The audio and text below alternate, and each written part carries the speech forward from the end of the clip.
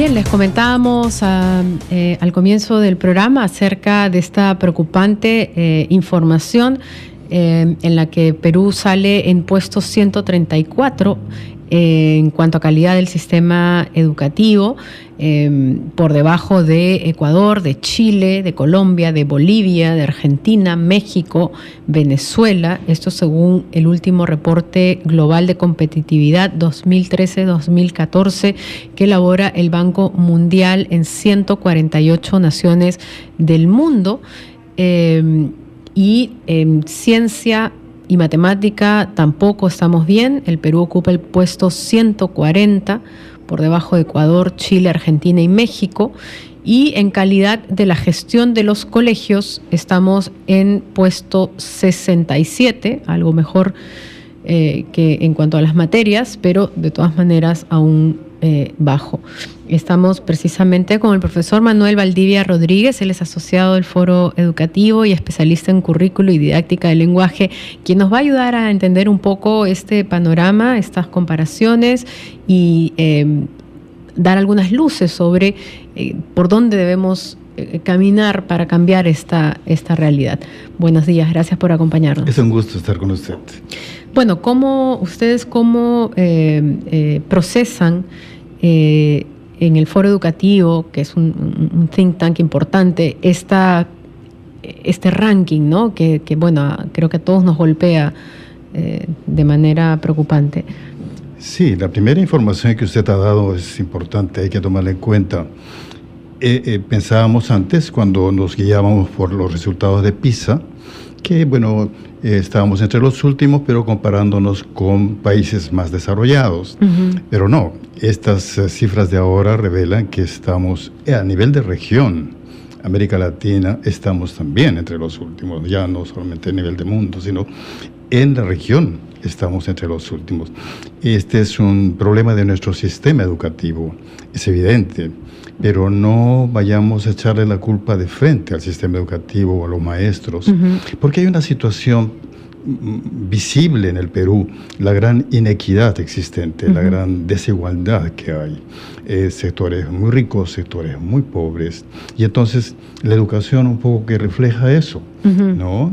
La educación no solamente es una respuesta al trabajo que hacen los docentes en las escuelas, sino también está influida por una serie de factores, claro, externos. De manera que uh-huh, no esperemos dar solamente pasos a nivel de sistema educativo, claro, sino también tenemos que dar pasos a nivel de sociedad. Social, claro. ¿Y cómo se hacen estas mediciones? De repente nos puede ilustrar un poquito con algún ejemplo, ¿no? Porque, claro, usted está hablando de la inequidad y nos imaginamos que si estas mediciones se hacen tomando en cuenta un promedio nacional o aleatoriamente se eligen ciertas escuelas para entrar en estas mediciones, y claro, puede haber mucha diferencia entre una escuela y otra aquí en el Perú, ¿no? Entonces, más o menos, ¿cómo es que se elaboran estos?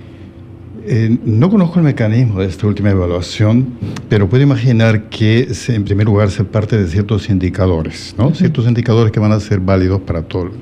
Y en segundo lugar, lo más probable es que se tome una mirada muestral, ¿no? Ya que es imposible mirar todo el sistema. Claro. Y entonces las técnicas muestrales procuran ser cada vez más finas, de manera tal que escogiendo algunos focos de mirada, sin embargo se puede pensar que es nacional. Se puede confiar. Correcto. Y entonces, digamos, la tarea es enorme, pues, ¿no? Porque además, como usted bien lo indica, para mejorar la educación no se trata solamente, capacitemos a los maestros, o démosles más computadoras, o hagamos más escuelas, o mejoremos la gestión. O sea, son muchos factores concomitantes, ¿no? Incluido el que usted menciona también del tema social, ¿no? Pero digamos, ¿cómo hacemos para comenzar a agarrar el rábano del rábano, no por las hojas, ¿no? O sea, ¿qué luces nos puede dar usted con respecto a cómo comenzar a organizar o ir avanzando para que, o cómo de repente mirar cómo han hecho otros países de la región, ¿no? Estamos, digamos, por debajo de Ecuador, Chile, Colombia, Bolivia, Argentina, y sin embargo estamos económicamente mucho mejor que algunos de los países que acabo de nombrar. Entonces ya no es un problema de recursos, ¿no? De recurso económico que hoy el Perú los tiene, ¿no? ¿Qué hacemos con este dinero? ¿Cómo lo invertimos? ¿Cuáles son las prioridades? Una de las cosas que tenemos que hacer, me parece, es mirar integralmente la situación. Por ejemplo, las evaluaciones censales y otras dicen que estamos mal en lectura, estamos mal en matemática. Entonces la solución es apuntemos a lectura y apuntemos a matemática. Pero no, la formación es integral, ¿no?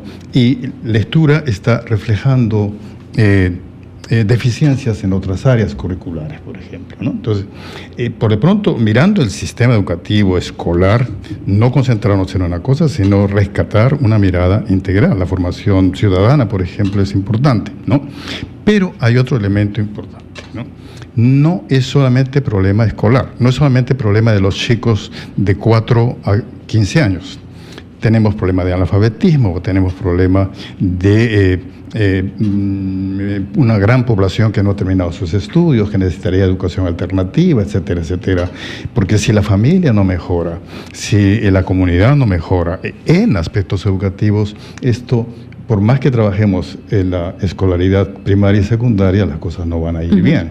Lo que está pasando es que estamos descuidando alfabetización, estamos descuidando la educación de adultos, la educación básica alternativa para estos chicos, adolescentes que han dejado de estudiar y todavía necesitarían la educación para el trabajo, ¿no?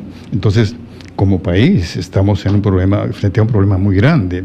Tenemos recursos, pero cuando tenemos recursos decimos, hay que aumentar a las escuelas, hay que comprar computadores. Estamos pensando siempre solo en niños, pero no estamos pensando en otras cosas. Ahora, en los países que usted ha mencionado, fíjese, Chile, Argentina, Ecuador, etcétera, hay que ver esto. Nosotros tenemos en nuestro país un sector rural que necesita ser atendido, y en el sector rural tenemos poblaciones que hablan lenguas indígenas, lenguas ancestrales. En esto nos parecemos a Bolivia y Ecuador, no nos parecemos tanto a Chile o Argentina. Entonces, esa ruralidad tenemos que contemplarla también.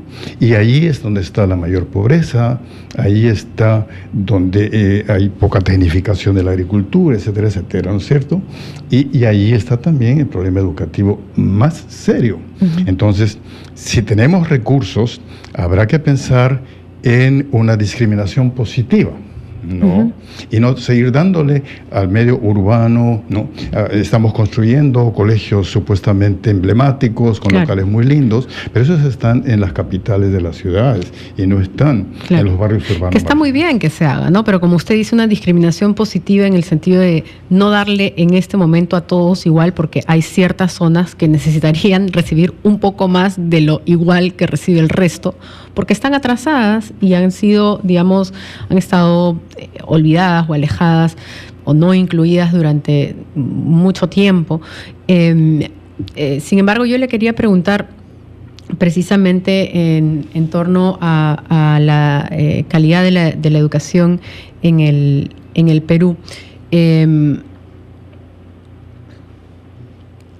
tema o sea, si usted podría hacer una comparación de lo que está haciendo este gobierno en el tema educativo con respecto a lo que ha hecho el gobierno anterior y el gobierno, o sea, digamos, los últimos 3 gobiernos, ¿no? Hablemos desde Toledo, García, Humala.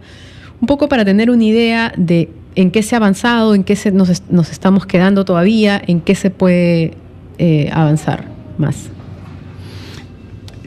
Se dice que lo ideal es que existan políticas de Estado que no tenga que ver mucho con estadios gubernamentales, de manera que un gobierno continúe, ¿no? Esto en general es bueno, pero también puede ser malo. Por ejemplo, desde hace varios años estamos aplicando evaluaciones censales, ¿no?, a todos los niños por igual. Esto ha comenzado en gobiernos anteriores y seguimos aplicando evaluaciones censales. No. Habíamos pensado hace unos años que debíamos apuntar a la descentralización de la educación. Recuerda usted que se decía que los dos sectores que se van a descentralizar primero son educación y salud, pero seguimos centralizados en educación. Las regiones tienen características totalmente diferentes y deben atender su problemática también de modo diferente, ¿no? Una región como Huancavelica, por ejemplo, tiene un alto porcentaje de población rural vernáculo hablante, por ejemplo. Entonces tendría que tener una política distinta de Arequipa. Pero en Lima, por ejemplo, tiene un cinturón de pobreza en los barrios urbanos marginales que también necesitarían una política distinta. Entonces, no se trata de seguir aplicando políticas universales a todo el país, como si estamos hablando mucho de la diversidad del país. Claro. De la diversidad hay cultural. Hay que atender esa diversidad. ¿No? E incluirla, ¿no es cierto?, en ello. Bueno, muchísimas gracias por habernos acompañado esta mañana. El profesor Manuel Valdivia Rodríguez, asociado del Foro Educativo, por habernos dado estos alcances. Ha sido un placer. Muchas gracias.